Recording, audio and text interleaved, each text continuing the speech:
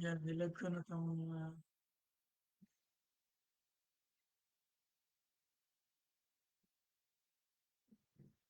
yan, magandang umaga po dyan sa inyong lahat, mga kapamilya po namin, mga kapatid natin sa ating Panginoon Kristo. Bagamat magpapamilya po tayo sa laman, subalit magkakapatid po tayo sa pananampalataya sa Panginoon. Ayan. Muli, isa na naman pong pagkakataon na binigay sa atin ng Panginoon para tayo po ay makapakinig ng kanyang salita at ihanda po natin ang ating sarili, ang ating mga Biblia sa pag-alam po natin sa kalooban ng ating Panginoon sa oras po na ito. Ayan, medyo bibilisan ko lang po para hindi tayo medyo ah na-board, sabi niya. Ayan. Ang pamagat po ng ating message ngayong oras po na ito ay pinamagatan pong The Letter to Ephesus. Yan. The Letter to Ephesus. At mababasa po natin ito sa aklat po ng Pahayag o Revelation chapter 2 verses 1 hanggang 7. Siguro yung iba sa atin po, lalo na yung mahilig magbasa ng Revelation, ay ilang beses na po itong nabasa. Ano? At ilang beses na rin natin napakinggan po ito sa iba't ibang mga ministro, tagapangaral. Pero ah, wala pong masama kung tayo po i-remind natin ulit itong ating mga sarili para po natin malaman kung ano po yung kalooban ng Panginoon at pinapasabi ng Panginoon sa atin kaugnay sa mga talata po na ito. Simulan po natin ang pagbabasa sa verse 1 hanggang verse 2. Ang sabi po rito, sa anghel ng iglesia sa Efeso ay isulat mo, ang mga bagay na ito ay sinasabi ng may hawak ng 7 bituin sa kanyang kanang kamay na yaong lumalakad sa gitna ng 7 kandelerong ginto. Nalalaman ko ang iyong mga gawa at ang iyong pagpapagal at pagtitiis. At hindi mo matiis ang masasamang tao. At sinubok mo ang mga nagpapanggap na apostol at sila'y hindi gayon. At nasumpungan mo silang pawang bulaan. At may pagtitiis ka at nagbata ka dahil sa aking pangalan. At hindi ka napagod. Ngunit mayroon akong laban sa iyo na iyong iniwan ang iyong unang pag-ibig. Kaya't alalahanin mo kung saan ka nahulog at magsisi ka at gawin mo ang iyong mga unang gawa. O kung hindi ay paririyan ako sa iyo at aalisin ko ang mga kandelero sa kanyang kinalalagyan, maliban na magsisi ka. Verse 6 ang sabi rito, ngunit ito'y nasa iyo na iyong kinapuputan ang mga gawa ng mga Nicolaita na kinapuputan ko naman.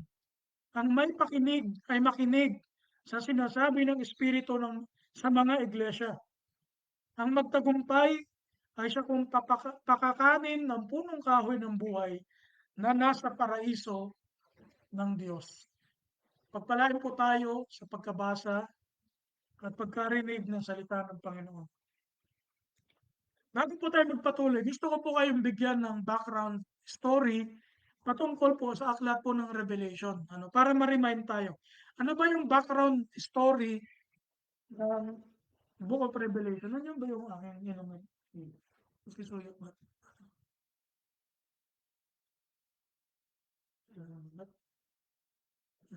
Ang hirap magsalita ng tuloy-tuloy. Yan po. So ano po ba yung background story ng aklat po ng Apokalipsis o ng Pahayag o ng Revelation? Tingnan po natin. Ang Bakal po ng ano, ng Revelation ay naisulat po ni Apostol Juan, ano yung tinatawag po na John the Beloved. Noon po siya ay nabubuhay pa noong 96 AD, ano? Kailan po namatay si Christ? Around 33 AD. Sinulat po ni Juan ang Apokalipsis around 96 AD. So, mga ano na po, 60 years, ano? Around 60 years after mamatay ni Christ. Ang sabi rito, Revelation is full of dramatic imagery.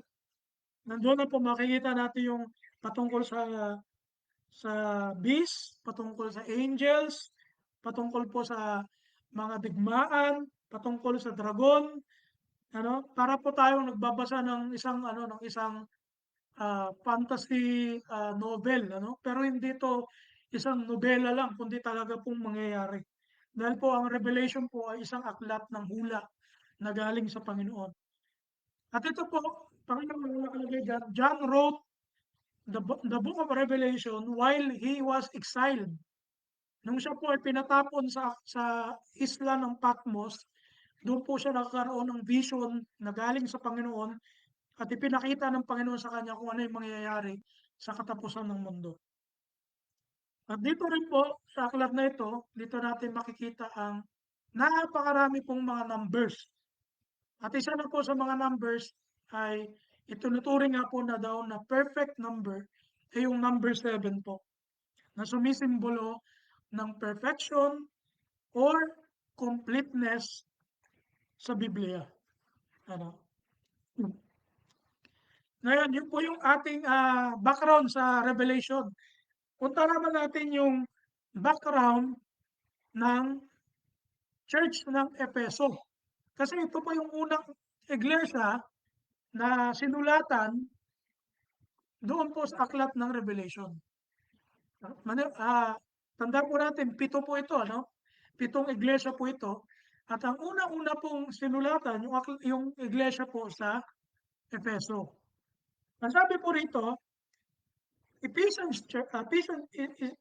Church founded by Paul o pinasimulan ni Paul, Apostol Pablo, around 15 to 20 years pagkatapos pong mamatay ni Christ. So around 50 AD. Kasi kung 33 AD namatay si Christ plus 20, so mga around 50 AD, ano? Ang sabi rito, ito daw na church sa Efeso, ang sabi rito, during his second missionary journey, ah, dito po niya napasimula dito. Kasi meron pong kung di ako nagkakamali, meron tatlong missionary journey si Paul, ano, na ginawa niya from Jerusalem hanggang pabalik-balik siya, no, sa sa ngayon ay Turkey na. Turkey na ngayon yung mga dating lugar sa Bible na sinulat dito sa Thessalonica, sa Smyrna, yan. Actually, yung 7 iglesia dito na tinutukoy sa Revelation, lahat po ito, makikita po ito sa Turkey, sa panahon natin ngayon. Yung present Turkey, na bansa ng Turkey, nakapaloob doon yung itong 7 iglesia na ito. Yung Pergamo, yung Smyrna, ano, itong Efeso, lahat po yan. Kung di po nagkakamali, Ngayon, doon po sa Acts chapter 18, mababasa po natin dyan yung kwento patungkol po kasi kay Pablo sa pagbisita niya po sa iglesia ng Efeso. At doon nga po, ah, ay inilagay niya po yung mag-asawa, si Priscilla at saka si Aquila, na mga missionary din po ito, para sila po yung mag-stay doon sa Efeso. Kasi si Paul, talagang ano siya, naglalakbay siya. Nag-church planting si Paul, ano? So iniwan niya doon si Priscilla at si Aquila bilang mga tagapanguna doon sa church, ano? At nung tumagal-tagal, dumating po doon si Apollo, ano, Apollos. Kung maalala nyo, sa Corinto, hindi ako nagkakamali, sa Corinto ba sa Roma? Sabi ni Paul, hindi dapat pagpilian nyo si Pablo o si Apollo. 'Di ba? Dahil ang nagtatag ng iglesia niya ay kundi ang Panginoong Hesus. Ayan. So si Apollo, naging kasama rin po na tagapangaral ni Pablo doon at naging pong isang magaling na leader po ito doon sa Efeso noon. Nung naging matibay na po ito si Apollo. Tapos, ang sabi rito, Paul's return, sa Acts chapter 19 po, doon naman natin mababasa na nag-stay po doon si Paul ng 3 taon bilang kasama po ng kanyang third missionary journey. Ito na po yung longest stay niya sa lahat ng na napasimulan niya po na church. Sa Efeso lang po siya tumagal ng 3 taon. Ano? At ang conflict po, may nangyaring conflict din po doon sa Efeso. Nagkaroon po ng riot doon sa Acts chapter 19. Mababasa po natin yan. Nagkaroon po ng riot doon. Basahin nyo na lang po. At alam niyo po, marami pong mga Diyos-Diyosan nung panahon po ng church po na itinayo po, pinasimulan po ni Paul doon. Marami pong mga naglipala na mga ah, pagan religion.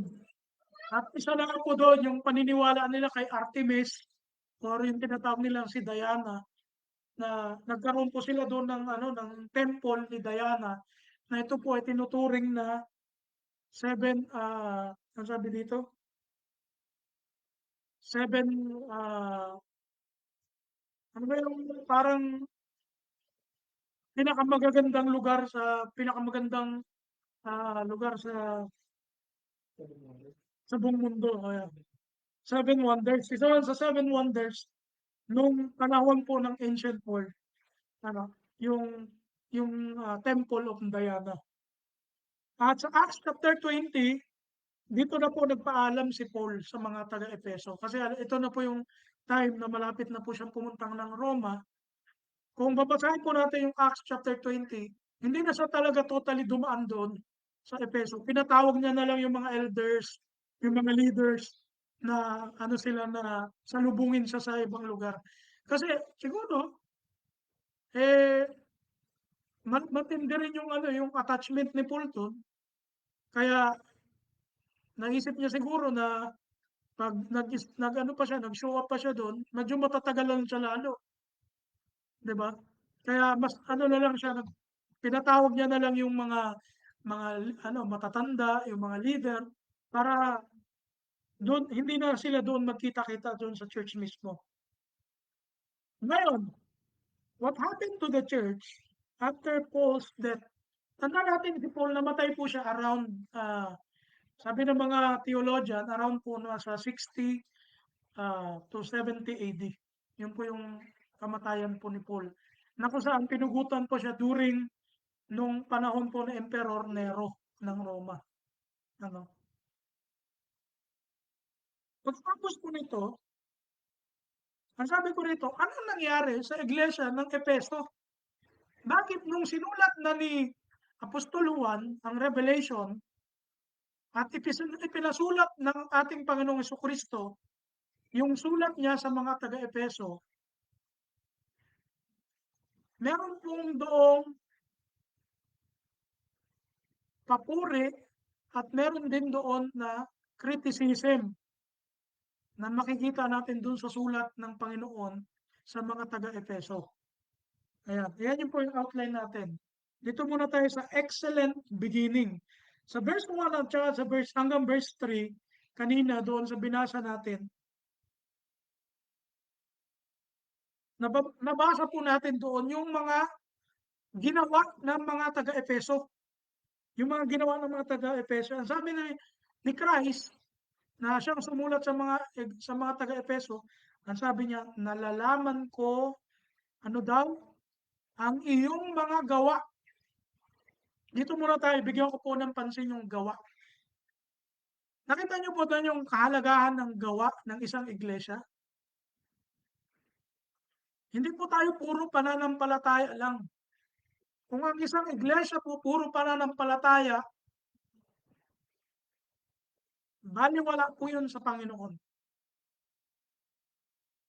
Kasi ang tinitingnan ng Panginoon, hindi lang po yung pananampalataya, kundi pati yung gawa na ginagawa ng iglesia ng Diyos, yung katawan ng Panginoon.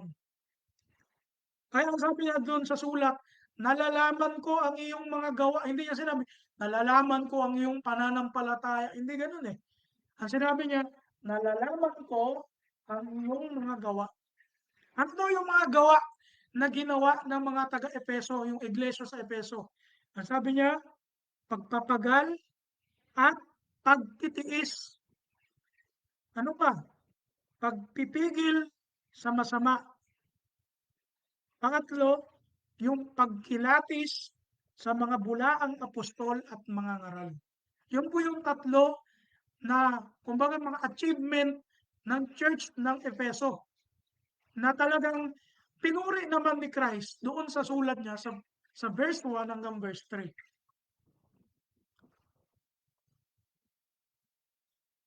At ma-appreciate po natin itong mga papuring ito ng Panginoon. Ma-appreciate natin, mas malaliman natin. Kasi parang pag-iisipin natin, bakit sino bang church ang hindi, sino bang church ang hindi mapagtiyaga? Hindi, sino bang church na hindi mapagtiis? Sino bang church na hindi nagkikilatis ng mga bulaang guro? Sino bang church ang hindi pumipigil ng masama? Of course, lahat. Pero para mas malalim po natin unawaan kung ano ba yung challenge ng Church Efeso, tingnan natin ano ba yung mga challenges ng Efeso. Bakit sila pinuri ng Panginoon sa ganung mga gawa? Ano ba yung struggle ng mga taga-Efeso? Nandun na po, number one, nandito na yung sinabi ko kanina, the Ephesian church existed during, ah, ito pa yung, ang sabi nga yung kalakasan, ano ba sa ano, yung mas marami yung influence nung Greek at Oriental culture at religion. Kasama na diyan yung mga naniniwala kay Zeus, naniniwala sa mga ah, rebulto, 'di ba? Yung mga rebulto nila Zeus, rebulto nila Athena, nila mga iba't ibang Diyos ng Grego. Ito po yung mga nangunguna noon. Kumbaga ito yung mga sikat noon. Kaya ito yung isa sa struggle ng mga Kristiyano noon, nung panahon po ng pagpapuumpisa ng iglesia sa Efeso. At sa kabila noon, naipakita ng mga iglesia sa Efeso na hindi sila nagpapatinag. Talagang nanindigan sila sa katotohanan. Nanindigan sila sa aral ni Kristo. Kaya dahil doon, pinupurihan sila ng Panginoon. Ano pa? Yung mga magic, 'di ba? Yung mga sabi nga mga superstition, mga dark magic, world worldly riches. Alam niyo po ba ang Epeso, ang city ng Epeso, ito po ay pangatlo sa pinakamayamang siyudad nung panahon po ng Roman Empire. Pangatlo po siya na pinakamayamang siyudad ng Roma nung panahon po ng empire nila. Kaya kung titingnan po natin itong lugar po na ito, napakaraming tao po dito. Pas, papasok, lalabas sa city na ito. Napakarami pong tao, napakaraming relihiyon, napakaraming kultura, napakarami pong iba't ibang uri ng tao. Parang sabi rito, despite of these challenges, the Ephesian Christians held their ground. They did not compromise the truth to be acceptable to the general population. Ito po yung kinagandahan ng iglesia. Kasi po ngayon, marami pong iglesia, pinagko-combine yung kultura ng mundo tsaka kultura ng Kristiyano, eh. Naunawaan niyo po? Merong mga church po ngayon, akala nila 'pag kinumbine po nila yung kultura ng Biblia at kultura ng mundo, okey lang yun sa Panginoon. Okey lang yan. Para ma-reach out natin yung mundo, kailangan natin mag-combine. Kaya ano pong nangyayari? Ano pong nangyayari? Kaya yung mga nangunguna sa ano, sa church, akala mo mukhang mga adik, eh. Kasi ang ano nila, ang iniisip nila 'pag mukha akong adik, eh, mahihikayat ko yung mga adik din. Yung iba naman, nagmumukhang bading para daw mahikayat nila yung mga bading, ano. Yung iba, nako-compromise yung doktrina ng Biblia para lang daw ma-please nila yung mga tao na wala pa sa church, para mahikayat daw nila. Well, ito po yung isang kamalian sa Biblia. Ito po isang kamalian sa Biblia. Isa po itong kamangmangan ng tao kapag ganun po ang pag-iisip natin. We do not need to change in order to preach the word of God. Hindi natin kailangang baguhin yung personality natin para lang matanggap tayo ng mundo o para lang tayo maunawaan ng mundo. No, we have to imitate Christ, not imitate the world. Kailangan natin gayahin si Kristo at magliwanag si Kristo sa atin upang makita po ito ng mga tao. Hindi tayo gagayahin natin yung tao, yung mga mundong mga tao para lang makasabay tayo sa kanila. Hindi gano'n, ano? Gano'n. Pangalawang segment, sa kabila ng mga ganitong mga accomplishment po, mga kapatid, ng iglesia sa Efeso, bakit doon sa verse 4, ang sabi nun sa verse 4 kanina, basahin natin, ang sabi niya rito, "Ngunit mayroon akong laban sa iyo, na iyong iniwan ang iyong unang pag-ibig." Ano yung problema po ng Church Efeso? They abandoned their first love. Iniwan po nila yung kanilang unang pag-ibig, their first love. Yung first love nila sa Panginoon. Ngayon, kung wala pong word by word, wala po tayong mababasa na directly kung ano yung paano nila iniwan yung kanilang unang pag-ibig. Hindi na sinabi sa Bible po 'yun. Pero ayon po sa mga theologian, sa mga talaga pong malalalim na nag-aral ng salita ng Panginoon, ano, yung mga scholar, ano, ang sabi po nila, ito daw po na first love na naging problema ng mga taga-Efeso, ito daw po na first love na iniwan nila, ito po daw yung devotion nila sa Panginoon. Their devotion to the Lord. Ang main problem po ng Church Efeso, they are devoted to the truth, but they're not devoted to the Lord. Deboto po sila sa katotohanan, talagang pinanghahawakan nila yung katotohanan ng Panginoon, ng ating Diyos. Talagang pinaglalaban po nila yon sa kabila ng mga false religion na nakapaligid sa kanila. Pinaglalaban po nila yon. Subalit, ang naging problema, nasobrahan po sila yung devotion sa truth. Nawala yung devotion nila sa Lord. Ano yung tinutukoy natin dito, mga kapatid?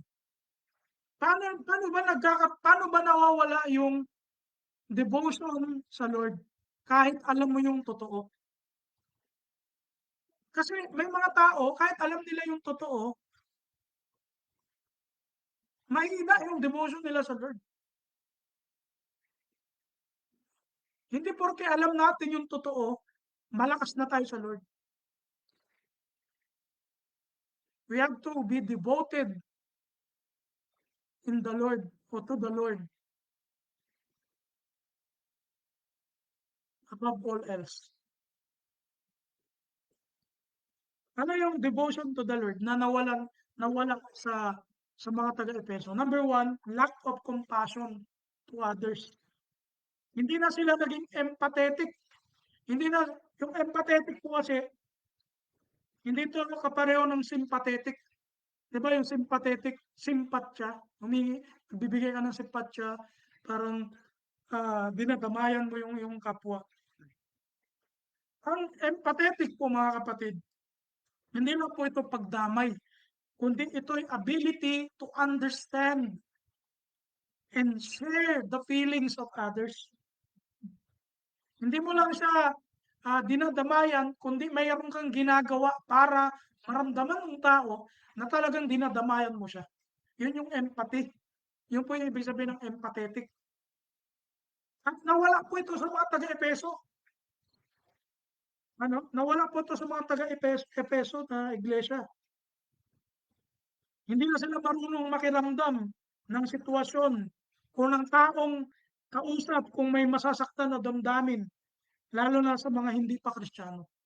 Siguro yung iba doon talagang matitindi makipagdebate, kasi alam nila yung totoo, eh. Eh, hindi na nila, kinonsider yung feeling nung kadebate nila. Basta ako alam ko tama ako. Kaya pangalawa po na naging, problema ng mga taga-Efeso na church, they became arrogant. Naging arrogante po sila. Yung tipo na, ako lang ang tama, kayo mali. Naging mayabang sila, especially doon sa mga outside ng church. Ano? Feeling nila, napakyaw na nila ang Biblia. Napakyaw na nila ang kaligtasan. Ano? At pangatlo, yung tinatawag po na social isolation. Ano yung social isolation? Ito po yung time na kapag ikaw, Kristiyano ka, hindi ka na namamansin kahit yung kapitbahay mo, hindi mo na pinapansin. Hindi mo na pinapansin pati yung mga kamag-anak mo, yung mga kaibigan mo, dati mong kaibigan. Porke na-baptize ka na, hindi mo na pinapansin. Bahala kayo dyan. Puro kayo impyerno, ako lang ligtas. Diba? May ganun eh. May mga ganun Kristiyano eh. Na porke na-baptize lang, porke ah, nalaman lang ang Biblia, ay hindi na rin namansin. Ano? Hindi na nakakilala ng kapwa niya.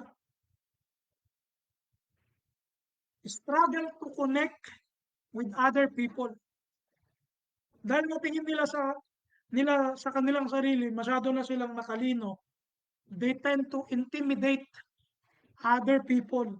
Instead of the people, or let the people uh, become curious with the Word of God, lalo silang itong mga tao, yung mga outside sa church, lalo silang nai-intimidate sa kanila. Kasi naging mayabang sila eh. Naging ang hirap naman kausapin to. Pagdating sa reliyon, alam ko kasi matatalo lang ako eh. Di ba? Nawala yung pangalawang utos ng Panginoon. Love your neighbor as yourselves. Basahin natin sa Korinto. Unang Korinto, 13, talatang 1 hanggang 3. At tatalon tayo mamaya sa 13. Pakibasa mo nga, Brother Sai. Ang salita ng mga wika ng mga tao at ng mga anghel, bagamat wala akong pag-ibig, ay ako'y naging kanto na tumutunog o batingang na umalingaw. Kung magkaroon ako ng kaloob ng panghuhula at maalaman ko ang lahat ng mga hiwaga at ang lahat ng mga kalaman, At kung magkaroon ako ng buong pananampalataya, na ano pa mapalipat ko ang mga bundok, datapat wala akong pag-ibig, ay wala akong kabuluhan. At kung ipagkaloob ko ang lahat ng aking mga tinatangkilik upang ipakain sa mga dukha, at kung ibigay ko ang aking katawan upang sunugin, datapat wala akong pag-ibig, ay wala akong pakikinabangin sa akin. 13. Datapat ngayon, nananatili ang tatlong ito, ang pananampalataya, ang pag-asa, at ang pag-ibig. Ngunit ang pinakadakila sa mga ito ay ang pag-ibig. Salamat po, Brother Sai. Mahalaga po ba ang katotohanan ng Diyos? Mahalaga po, napakahalaga po nun. Subalit, kahit alam natin ang katotohanan, kahit memorize po natin ang Bible cover to cover, ano, kahit nabasa mo na ang buong kasaysayan, kung wala po tayong pag-ibig sa kapwa, baliwala po yun. Baliwala po yun. Kasi ang pag-ibig po sa kapwa ay pag-ibig natin sa Diyos.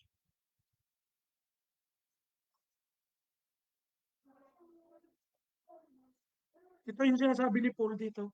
Na kahit magsalita ako ng salita ng anghel, ng wika ng tao at ng wika ng anghel, kahit ibigay ko yung sarili ko bilang buhay na handog, di ba? Kahit ibigay ko lahat ng ari-arian ko, kung wala akong pag-ibig, ang sabi niya, baliwala yun. Wala akong kabuluhan. Sapagkat ang pinakadakila sa lahat ay ang pag-ibig.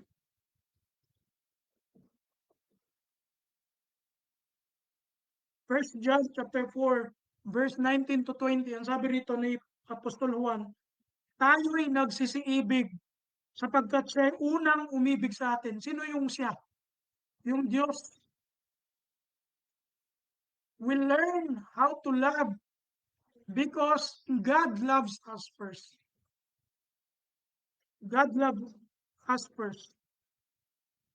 Ang sabi rito sa verse 20, kung sinasabi ng sinuman, ako'y umiibig sa Diyos at napupuot sa kanyang kapatid, ay ano daw? Sinungaling. Sapagkat ang hindi umiibig sa kanyang kapatid na kanyang nakikita o nakita, ay paano makaiibig sa Diyos na hindi niya nakikita? Totoo naman yun eh. Yung kanina, kinanta natin, mahal na mahal kita, Panginoon. Para tayo umawit na mahal kita, Panginoon. Kung hanggang ngayon meron tayong kinapupuutan sa buhay natin, Kristiyano man yan o hindi, mag-isip-isip po tayo mga kapatid. Dahil hindi po gawain Kristiyano yun. Kahit alam natin ang doktrina ng Diyos, kung hindi tayo marunong magmahal, hindi tayo marunong magpatawad, hindi tayo marunong tumanaw ng kapwa natin, lalo na yung mga nangangailangan, hindi po tayo karapat-dapat na tawaging Kristiyano. Efeso 4:1-3. Tingnan niyo po ito. Ito po, sulat to ni Pablo sa mga taga-Efeso. Tingnan niyo po dito yung ipinamamanhik ni Paul. Pakibasa mo nga, Brother Sai. Namamagit na ako sa inyo, akong bilanggo sa Panginoon, na kayo'y magsilakad na nararapat sa pagkatamag na sa inyo'y itinawag. Ng buong kumbabaan at kaamuhan, na may mapagpapahinuhod na magbataan kayo sa pag-ibig. Pagkakita ninyo ingatan ng pakikipag-isa sa Espiritu sa tali ng kapayapaan. Ayan. Ano ba yung pinamamanhik ni Paul sa mga taga-Efeso? Tanda natin, ang topic natin yung Efeso Church, Ephesian Church, ano? Ano yung pinamamanhik ni Paul? Patungkol saan? Pag-ibig at kapayapaan. Kasi hindi natin matatamo yung kapayapaan kung wala po tayong pag-ibig sa isa't isa. Kung tayo magkakagatan, kung tayo magsisiyahan, kung po tayo ay pag-aaway-away, malalagas po tayo.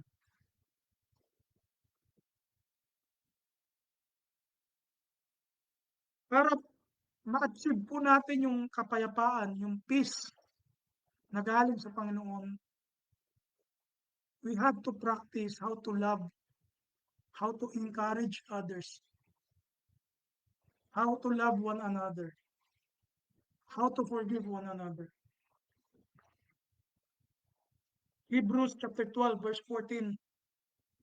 Ang sabi po rito, pagsikapan niyong mamuhay ng may kapayapaan sa lahat ng tao. Tingnan niyo po, sa bagong tipan na ipinagagawa sa atin ng ating Panginoong Hesukristo, hindi lang sa kapwa natin Kristiyano tayo dapat magkaroon ng kapayapaan, kundi sabi dito, mamuhay na may kapayapaan sa lahat ng tao.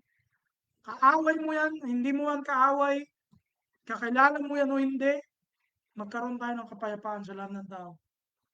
Sikapin din yung mamuhay na may kabanalan sapagkat kung wala nito'y walang sino mang makakakita sa Panginoon.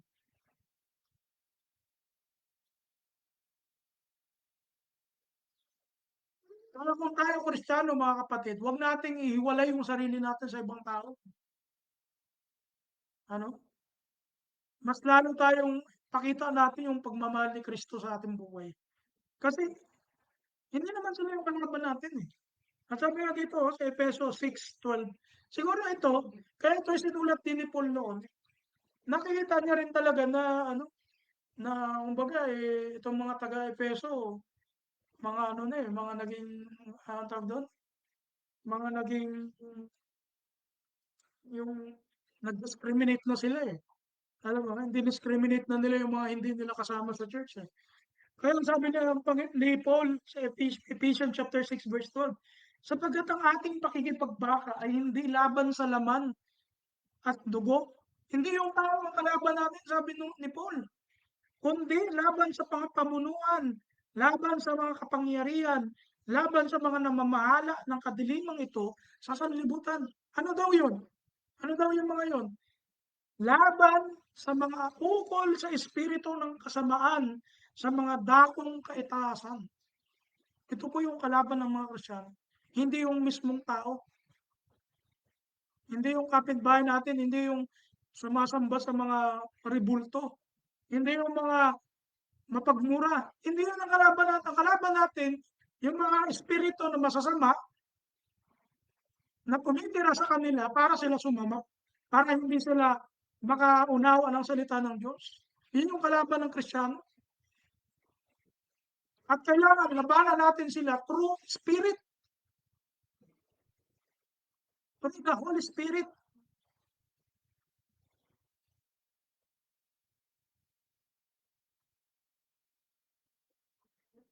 Kasi kung hindi, ay wala tayong pagkakaiba sa mga ano, wala tayong pagkakaiba sa mga hindi naniniwala sa Diyos.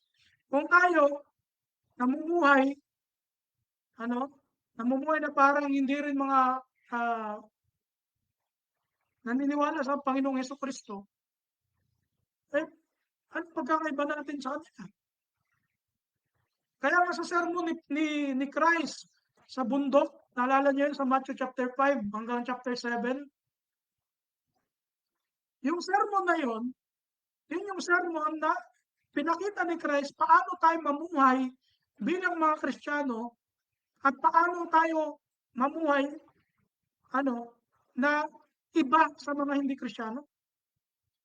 Jesus' Sermon on the Mount is teaching us how to live our lives above, mas mataas. Hindi ganito, hindi lang average, mas mataas, above non-believers. Katulad ng ano, be salt and light of the world, di ba? Kayo maging ilaw, kayo maging asin sa chapter 5. Righteousness above Pharisees and scribes. Ang sabi nun sa chapter 5 verse 20, kung ang inyong katuwiran ay parang katuwiran ng mga pariseo at mga eskriba, hindi kayo karapat-dapat sa akin, sabi ng Panginoon. Loving the enemy. Ang mga hindi Kristyano, hindi sila marunong magmahal ng kanilang ano, kanilang kaaway, pagkaaway nila, kaaway talaga nila. Pero tayo, para tayong makilala na hindi po tayo katulad ng mga yon, we have to love our enemy. Ano pa? Yung pagbibigay. Ang sabi ni Christ doon, pag nagbigay kayo, huwag mo na sasabihin sa kaliwang kamay mo. Kasi yung mga mundo, yung mga taong hindi naniniwala sa Diyos o walang Kristo sa buhay, pag nagbibigay sila, pinaparayaw pa nila. Ano? Nilalive pa nila. Actually, kahit nga mga Kristiyano na ngayon, ganun eh. Nilalive pa nila eh. O ito ha, donation ko to, sabi mo, worth of 1,000,000 pesos. Ang sabi ng Panginoon, kapag ikaw nagbibigay, alam. At yung nakakakita sa iyo ng Ama sa Langit, siya ang magagantimpala sa iyo. Yun yung mga Kristiyanong standard ng Panginoon. Ano pa? How to pray. Di ba? How to pray, how to do fasting. Paano ba tayo mag-ayuno? Paano tayo ah, how to organize our anxiety, how to control our worry, 'di ba? Paano tayo tumingin sa tao na hindi tayo mahatol, 'di ba? Paano tayo mag-treat ng ibang tao? Kaya ito yung tong sermon ni Christ sa Matthew chapter 5 hanggang chapter 7, kung nakalimutan niyo na, basahin niyo po uli. I challenge you mga kapatid, basahin po natin 'to uli para ma-remind tayo, paano ba dapat ako mamuhay?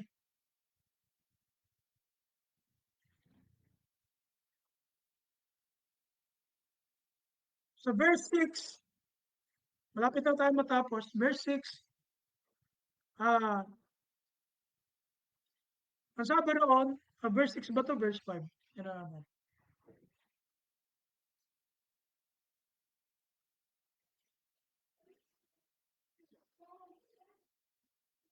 Ayan, verse 5 pala, mga kapatid.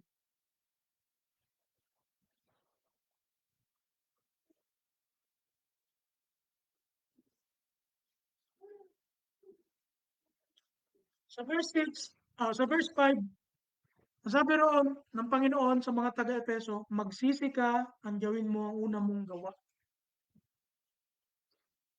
Bakit kaya ganun ang pagkasabi ng Panginoon? Magsisi ka at gawin mo ang una mong gawa. Sino po rito sa atin yung naaalala niya pa yung time na una nating tinanggap ang Panginoon? Yung yung init natin sa pananampalataya nung una nating nakilala ang Panginoon.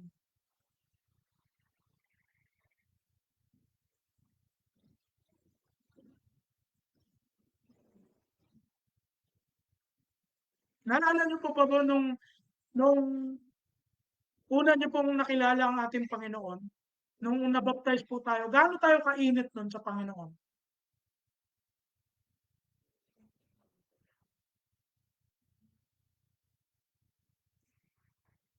Naalala ko po nung unang mga taon, hindi pa naman ako talagang mainit na mainit eh.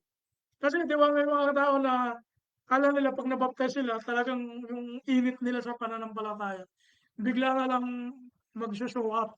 Eh, hindi gano'n po. Minsan medyo delay. Ano, hindi porke na-baptize ka na, iinit ka na bigla, hindi gano'n.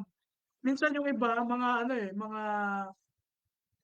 nade-delay yung init sa Panginoon. Pero ang mahalaga uminit, ano.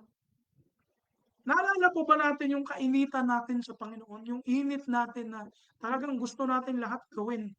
Gusto natin mangaral, 'di ba? Gusto natin mag-evangelize, gusto natin lahat ng program sa church attenan natin. Lahat ng kamag-anak natin i-win natin sa Lord. Tapos ikumpara natin yung sarili natin ngayon. Yung pa rin po ba yung init natin ngayon sa Panginoon? Katulad ng mga iglesia, katulad ng iglesia sa Efeso, kinakausap din po tayo ng Panginoon ngayon. Ang sabi niya, magsisi ka at gawin mo ang una mong gawa. Gawin natin kung ano yung mga ginagawa po natin para mapasigla natin ang Panginoon, para mapasaya natin ang Lord, na hindi na natin ginagawa ngayon. Tandaan po natin ang pagsisisi po, may kalakip na gawa. Ano? Kaya kanina sabi doon, magsisi ka at gawin. So, ang sabi po doon, gawin. Ibig sabihin, may gagawin. Hindi lang magsisisi, may gagawin ka. Kasi, ang pagsisisi po, hindi lang po ito yung nalungkot ka sa kasalanan mo.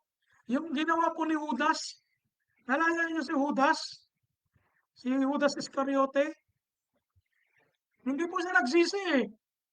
Nag-remorse, hindi nag-repent, nag-remorse. Iba yung remorse sa repentance. Ano? Si Peter, yun po yung nag-repent, nagsisi si Peter nung ikinalulok niya ang Panginoon. Pero si Judas, nalungkot si Judas, nag-guilty si Judas, pagkatapos mag-guilty ni Judas, nag-suicide si Judas.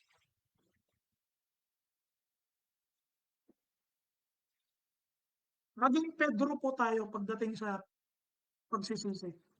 Si Pedro, nakilala niya yung kanyang kasalanan, nagsisi siya sa Panginoon, bumalik siya sa Panginoon. Hindi niya na ginawa yun. Ano? Malakias 3:6. Tayo nagbabago-bago, pero ang Diyos hindi nagbabago. Ang sabi sa Malakias 3:6, sapagkat ako ang Panginoon na hindi nagbabago. Ano? Kaya tayo po, dahil nagbabago-bago tayo, kailangan natin magsisi sa Panginoon. Works of Nicolaitans. Ayan. Bibigyan ko lang kayo ng background story po dito. Malapit na po tayo magtapos. Ito pong mga Nicolaita na ito na kinamumuhian ng Diyos. Ano daw? Sino daw po ba itong mga Nicolaita na to? Diba? Doon po sa verse 6, ang sabi niya, ito naman yung mga ginawa nyo, na tinanggihan nyo yung mga Nicolaita, na kinapupuutan ko rin naman, ang sabi ng Panginoon. Sino po ba itong mga Nicolaita na to? Kasi ang church ng Pergamo, sa Revelation chapter 2, verse 14 hanggang 16, nahawa po sila nitong mga Nicolaita na to. Ano po ba yung mga Nicolaita? Mamaya, ibibigay ko po sa inyo itong screenshot nito. Basahin nyo na lang. Pero, ang sabi ng mga scholar, ito daw pong Nicolaita, nagsimula po ito kay Nicholas of Antioch. Kung babasahin po natin yung Acts chapter 6, yung grupo po ng mga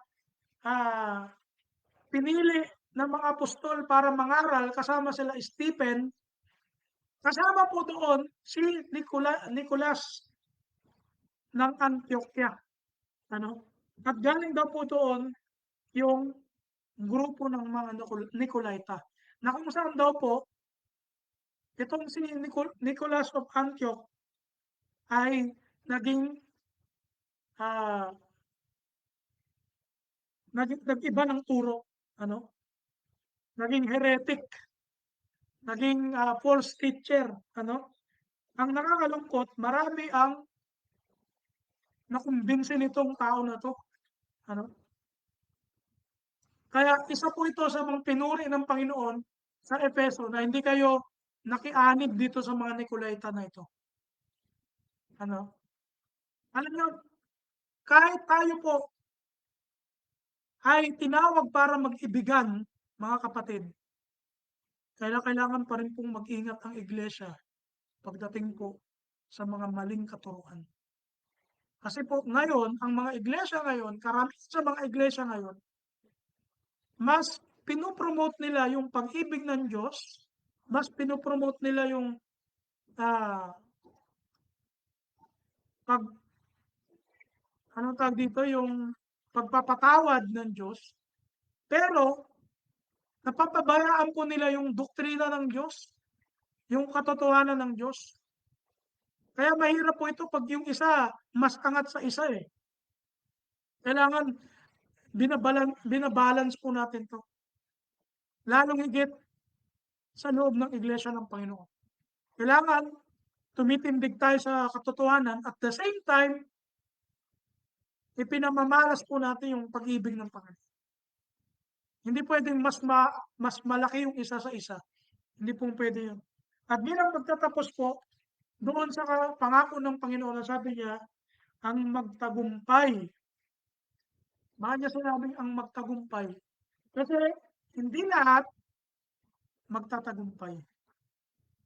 Hindi porket kabilang tayo sa church, hindi porket kabilang tayo sa iglesia, na-baptize ka na, meron kang ministry sa church, hindi porke gano'n, eh kumpiyansa na tayo sa sarili natin na ligtas tayo.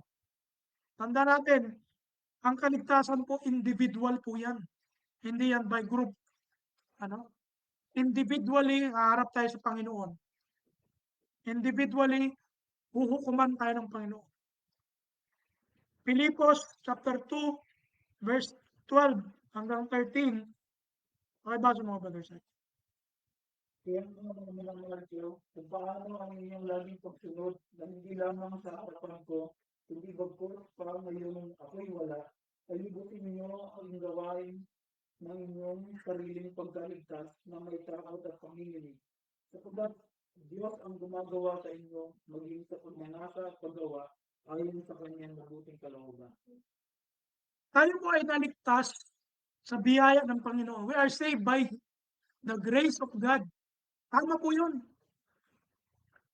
At yung grace of God na tinutukoy po doon ay yung walang iba kundi yung kanyang buktong na anak si Kristo. Tayo po naligtas sa pamamagitan ni Kristo. Pero, tingnan niyo sinabi ni Paul dito sa mga taga-Pilipos. Ang sabi niya, bagkos ngayong wala, ako'y wala, ay ano daw, lubusin ninyo ang gawain ng inyong, ano daw, sariling pagkaligtas. Hindi sinabi nun na grupo, sarili, sari-sarili, individual. Gawin ninyo, may gagawin tayo, hindi lang tayo puro faith. Hindi lang puro faith, hindi lang puro praise Jesus, hallelujah, praise the Lord. Puro bibig lang. May gagawin tayo. Ano yung gagawin natin? Gawin natin yung katapatan natin na pamumuhay na may katapatan sa Diyos. Yung regenerated life, yung buhay na binago ng Diyos. Kaya kung hanggang ngayon, kahit baptized na tayo, kahit sabihin natin tumanggap na tayo sa Panginoon, mapagmura pa rin tayo, sinungaling pa rin tayo, magnanakaw pa rin tayo, mapanirang puri pa rin tayo sa kapwa natin, ano, nagpupuot pa rin tayo sa kapwa natin, mapaggawa pa rin tayo ng masama sa kapwa natin, hindi man lang tayo nagpe-pray sa Lord, hindi man lang tayo nagbabasa ng Biblia, kung magche-church tayo napipilitan pa tayo. Kung yun ay mga ugali natin, mag-isip-isip po tayo mga kapatid. Baka hindi nagre-reflect sa atin yung katuwiran ng ating Panginoong Hesus.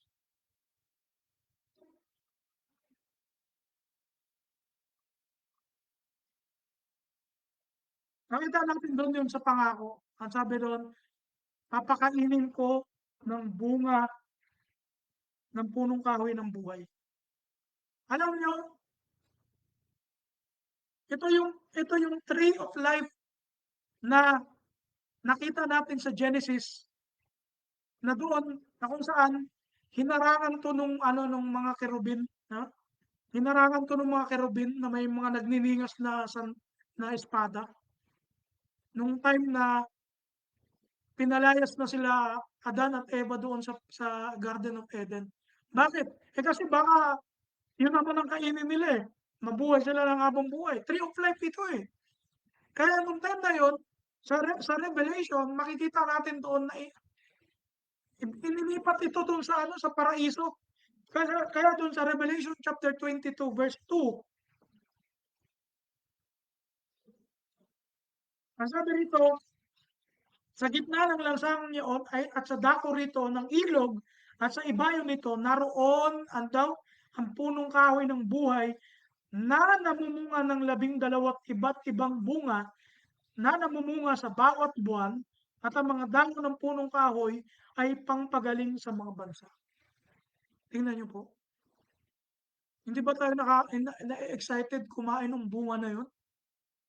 Ng tree of life? Ang sabi ng Panginoon, ang magtagumpay. Ano? Ang magtagumpay sa buhay na ito. Makakakain ng bunga ng punong kahoy ng buhay na yun.